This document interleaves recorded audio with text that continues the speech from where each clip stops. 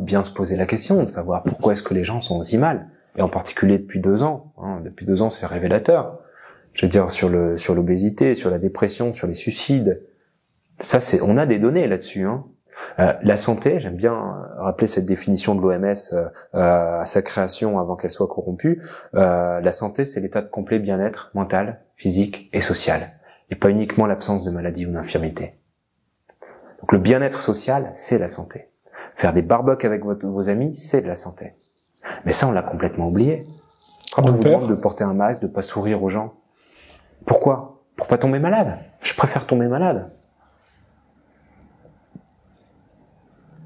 Quand on a fait des enterrements à 10 et en visio, quoi. Waouh! Elle est où notre humanité? Et puis voilà, à force d'avoir peur de mourir, on a vraiment arrêté de vivre. Et ça fait 3 ans bientôt. En mars, ça fera 3 ans.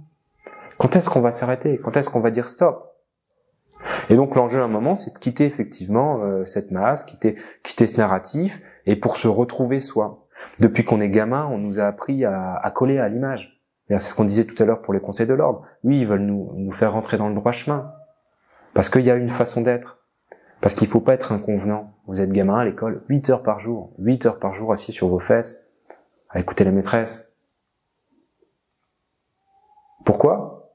Je sais pas. Et quand on vous dit, bah oui, mais j'ai pas envie d'y aller, bah oui, mais dans la vie, tu feras des choses que t'as pas envie de faire. Eh ben non.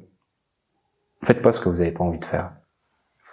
Si vous travaillez bien à l'école, eh ben vous pourrez aller à la fac. Si vous travaillez bien à la fac, vous pourrez avoir un bon métier. Si vous travaillez bien dans votre métier, vous gagnerez plein d'argent. Si vous gagnez plein d'argent, qu'est-ce que vous allez en faire? De plus en plus, je me pose la question, de quoi j'ai besoin?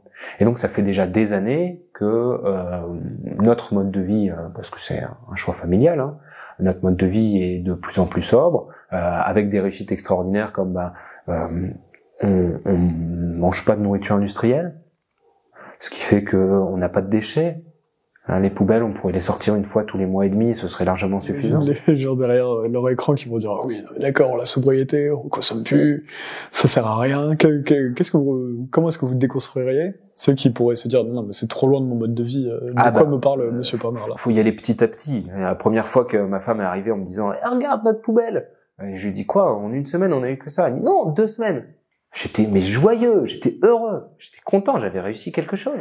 Mais c'est arrivé par étapes. C'est du jour au lendemain, je me suis pas réveillé en me disant maintenant je vais prendre des douches froides et je vais arrêter de jeter quoi. Mais ces petites étapes quand vous les faites, c'est ça qui est dingue, c'est que tout ce plaisir qui va avec la société de consommation, et on est dans l'exaltation du plaisir, concrètement vous avez une vie pourrie. On vous force à faire un métier que vous aimez pas, ou en tout cas on vous permet pas de le faire de la façon dont vous voudriez le faire quand vous aimez votre métier. Et la seule consolation que vous avez, c'est que ça vous permet après d'accéder à certains plaisirs. Mais le plaisir, c'est pas le bonheur. Et donc quand vous arrêtez de courir tout le temps après ce plaisir, et quand vous posez juste la question de quels sont mes besoins, la vraie liberté, on a crié liberté en manif. Il y a une définition, pour l'instant, j'apprécie beaucoup de la liberté, et je m'arrête à celle-là pour l'instant, c'est la liberté, c'est la possibilité de répondre à ses besoins. Pas ses envies, pas ses pulsions. Si vous répondez à une pulsion, c'est déjà plus de la liberté, c'est de la servitude. Et la différence, elle est vraiment là, c'est qu'en fait, quand on répond à nos besoins, eh ben, on sent une paix, une joie intérieure. Et à chaque fois, il y a cette joie profonde. Et je crois que l'enjeu, c'est de pouvoir après témoigner. Je suis pas pour imposer aux gens, de toute façon, à partir du moment où on a une attitude non violente, on peut pas forcer les gens à nous suivre. Je peux pas leur dire, le gouvernement a parlé de sobriété récemment. C'est pas de la sobriété ce qu'il nous propose, c'est du rationnement. Quand on dit aux gens consommez moins pour la sobriété, c'est pas ça la sobriété. La sobriété, c'est renoncer à du superflu. Et la sobriété, profondément, ça rend heureux. Et puis petit à petit, effectivement, on en enlève.